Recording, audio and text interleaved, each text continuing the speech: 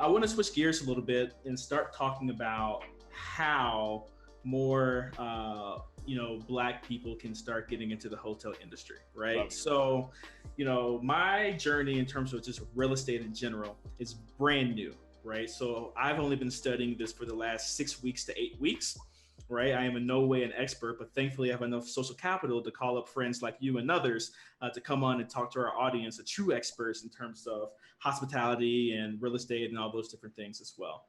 I met one of your friends recently, Mr. Lester Adams, who is the director of franchise development at Choice Hotels.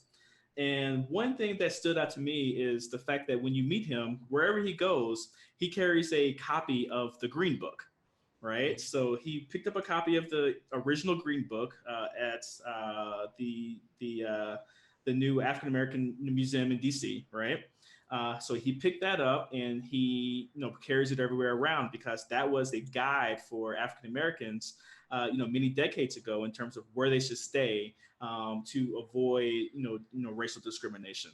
Right. And he showed me the number of hotels that were in it. And one thing that's very interesting is the same number of hotels, more or less, that existed back in the 1950s and 40s is the same exact number of hotels that are owned by Black people that exist now. So the rate of Black hotel ownership has not increased over the past 50 or 60 years or more. So can you explain to me why more Black people are not getting into the hotel industry? And then we'll talk more in terms of how what's the plan to get more African Americans in the industry? Yeah, so I'm glad you touched on the Green Book. That's definitely something that when I first heard about that as a college student, that was very fascinating to me. And my father's 80 years old, and him growing up, remembering the Green Book. And it's funny, he used to always say that stereotypically and historically, like Black folks traveled to see people and not things. So kind of going back to like you were saying, about being that host and being that ambassador, and about we were staying with people. Even if you look at like downtown Chicago, the celebrities weren't the Black entertainers weren't staying. They were staying on people's houses, in the South Side. And as we all know, with integration, that all kind of not kind of it all dissolved, right? We lost that pillar of the community of being forced to support one another.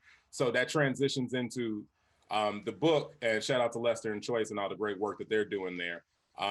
With when you look at the number and why it potentially hasn't grown, it's repositioned, right? So franchising wasn't as big then, right? There was, the brands are using their own money and they were, building them, there wasn't a lot of hotel brands either, right? So fast forward to today, now lodging is a lot more capital investment, because then you could have an inn or you could have a B&B, which kind of, takes us back to the home sharing platforms now that we have. But it was inns and B&Bs, right? Now you've probably driven past, in the United States, a Black-owned hotel and not known it, because it's a Marriott franchise, or it's a Hilton franchise, or it's a Choice franchise, or it's a Best Western franchise. And then the second part of that is, why don't we have it? They just simply do not know. For whatever reason in our community, everybody knows that McDonald's is a franchisable business. Everybody. I'm talking about, I don't care how young they are, they just know that you can buy a McDonald's franchise. That is a thing, that is an aspiration. If you were to talk to people, and some of them may own, quick service restaurants, QSR, they may own in that segment, and they may not even know that you can franchise hotels. They legit think that Mr. Marriott and the Hilton family own all of these hotels, and it's just not such. So a big piece of it is not even the fiscal capital. I always tell people it's the intellectual capital. Because once you tell people that and they can get up to speed and it's, oh, this is possible, mind is blown. Let me dig deeper into this, and I got to get hip to this game, because there's an opportunity there for me to make money. No, I got it. And, I agree in terms of it being just not known or even thought about that you can actually go buy a hotel, right? And, one thing that I've noticed as I dig deeper into real estate as well is this perceived complexity of just the industry in general. There's so many different players. There are brokers, there are investors, there are inspectors, there are agents, there's just so many different things, so many different roles out here. And I was like, how does one even go about navigating any of this, with all these different people that come together to make, this complex deal into a reality? Sure. And I think that complexity is, leads to paralysis by analysis, at least on the residential front or even the commercial front.